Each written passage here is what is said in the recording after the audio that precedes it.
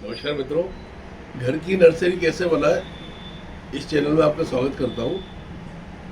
घर की नर्सरी बनाने के लिए बेसिक जो चीज़ है दोस्तों, सबसे पहले सेटअप होना चाहिए। सेटअप में क्या क्या चीज़ें आप ध्यान से सुनिए।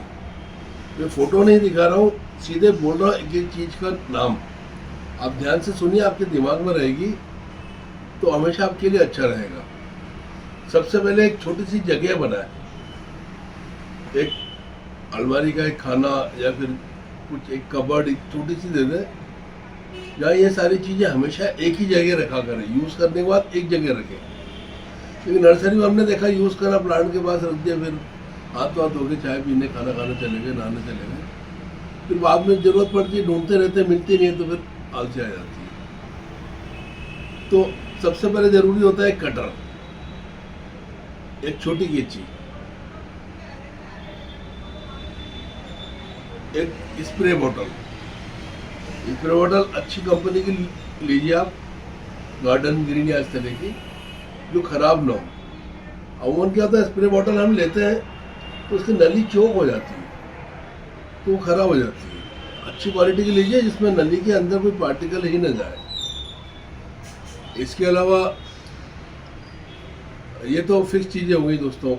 इंस्ट्रूमेंट्स में लॉन है तो लॉन मूवर वगैरह लेंगे, वो अलग चीज़ हो जाती है। यहाँ पर मैं लॉन मूवर की बात नहीं कर रहा हूँ, मैं ज़मीन में लगने वाले पौधे और गमले में लगने वाले पौधों की बात कर रहा हूँ, और घरों के अंदर लगने वाले और घरों के बाहर लगने वाले।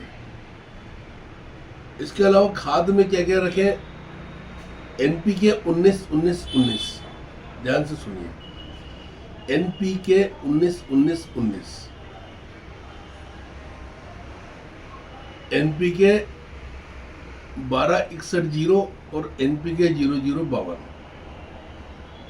ये तीनों चीज़ें आप 1-1 किलो अच्छी दुकान से लाकर रख लीजिए।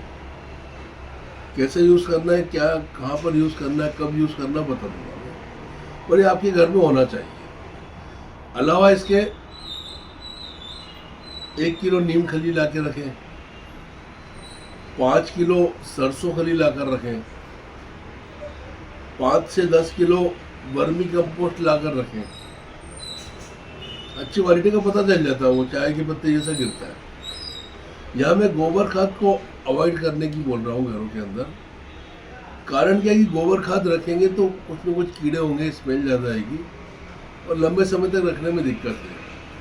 दूसरा, गोबर खाद 1.5-2 साल तक पकता है गोबर जब बनती है, आपको पता भी नहीं है कि वो बन गई है कि नहीं बनी है।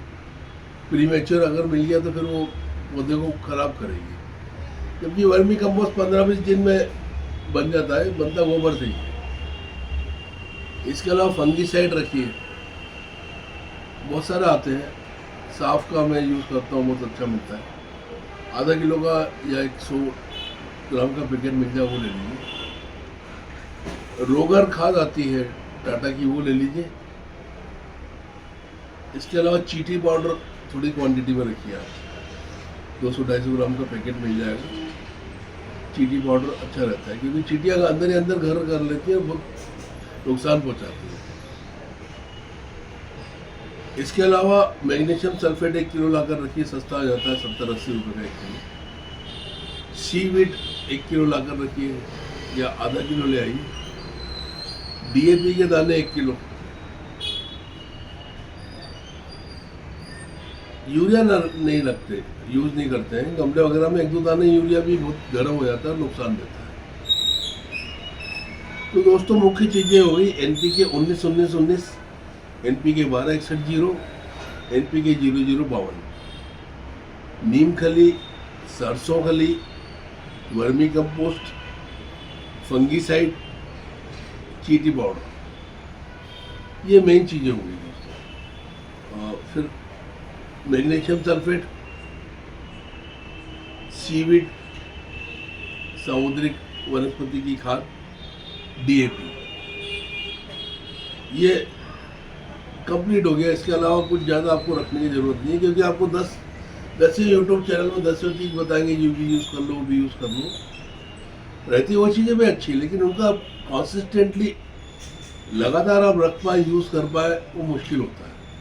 ये चीज़ें बैग में आती है, अच्छे बैग में आप वैसे वैसे रख दीजिए, उसी जगह रखिए जहाँ पर सारा सामान हमेशा इकट्ठा रखना है। एक बार हर यूज़ के बाद वापस वहीं पर रखना है। ये बेसिक सेटअप होता है दोस्तों। अगर ये बेसिक सेटअप आप नहीं करते हैं, उसके पहले आप नर्सरी मत चालू करिए, एक भी पौधा मत खरीदिए, अन्यथा तो आप केयर नहीं कर पाएंगे और फिर अगले साल वही पौधा आप खरीद रहे होंगे नर्सरी के सीजन में। मैं रिपीट कर देता हूँ, इंस्ट्रूमेंट में एक कटर, छोटी कैंची, स्प्रे बॉटल,